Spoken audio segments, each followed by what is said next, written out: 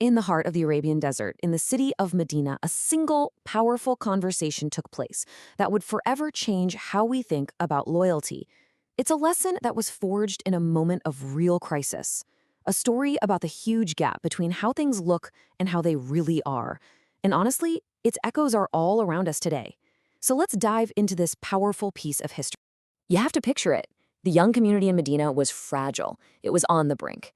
These old, dangerous tribal tensions were bubbling back up to the surface, threatening to just tear everything apart from the inside. And it was right then, in that incredibly tense moment, that one event would challenge customs that were centuries old and introduce a totally revolutionary idea about what it means to truly stand by someone. So our story really begins with this deep re-examination of one of the most basic human values we have. For centuries, the answer seems simple, right? You support your tribe, your family, your people, no matter what. It was this absolute, unquestioning allegiance. But what happens when that loyalty goes against what's just? I mean, what do you do when your own brother is the one who's in the wrong? So, during this period of intense division, those old tribal instincts just flared right up. People started demanding that you back them up, not based on what was right, but simply on whether you were one of them. This was a huge test. Was this new community going to slide back into the blind biases of the past, or was it going to hold itself to a higher standard? And right into this charged atmosphere, the prophet introduces this principle. Now, look, on the surface, that sounds like he's just reinforcing that same old blind loyalty, doesn't it? His own companions were confused. They asked him, okay, we get how to help someone who's been wronged, but how on earth do we help a wrongdoer? And this is where the genius of it all comes out. The prophet's answer completely turned that old idea on its head. He taught them that true loyalty isn't about covering up for someone's mistakes.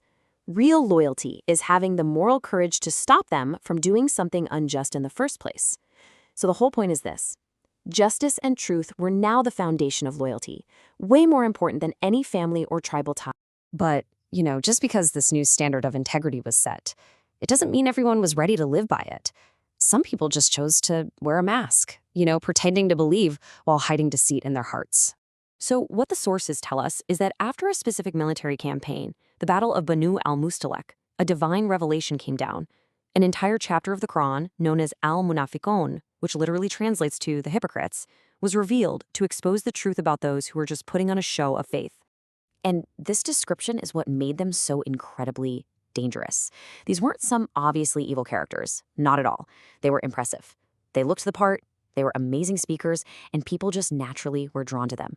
From the outside, you would have thought they were pillars of the community. But then comes this absolutely devastating metaphor. Despite that polished exterior, inside they were hollow. They were like these beautifully carved logs of wood, propped up to look all strong and stable, but with zero substance, no roots, no life. They were missing that genuine faith that gives a person real stability and purpose. And of course, that internal hollowness was bound to lead to a clash of values on the outside, a fundamental disagreement about what honor and power even mean. I mean, their arrogance was just off the charts. The leader of the hypocrites actually said out loud that when they got back to Medina, the more honorable, meaning his own group, would kick out the meaner, which was a nasty reference to the prophet and the believers. For them, honor was all about worldly status, about control, about being on top. And right here, you can see the two worldviews in stark contrast. On one side, you have honor that's all about what you can measure in the world, power, money, influence over other people. But on the other side is a totally different way of thinking. The idea that true, lasting honor is a gift from the divine, given to those who have sincere faith. And here is the divine response. The Quran corrects their arrogant boast with this timeless truth.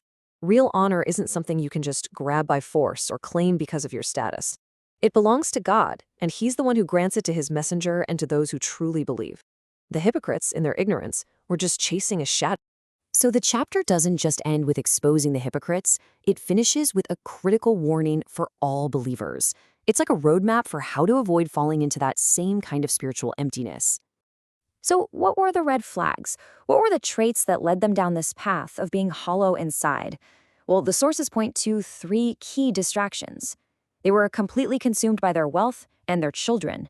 the good things in life, but to the point where these blessings actually became a distraction, making them forget their higher purpose and their duties to God. And so the believers are told to do the complete opposite. The path to real honor involves these clear steps. First, get your priorities straight. Don't let the good things in this world become your ultimate goal. Second, be generous with what you've been given. And maybe most importantly, act now, because time is running out. This final command is really a powerful call to action. It's speaking directly to those who believe, urging them to live a life full of purpose, generosity, and remembrance before their time is up. It's the ultimate defense against that hollowness that defined the hypocrites. And so, this ancient story from Medina travels across all those centuries and asks us to take a hard look at our own lives.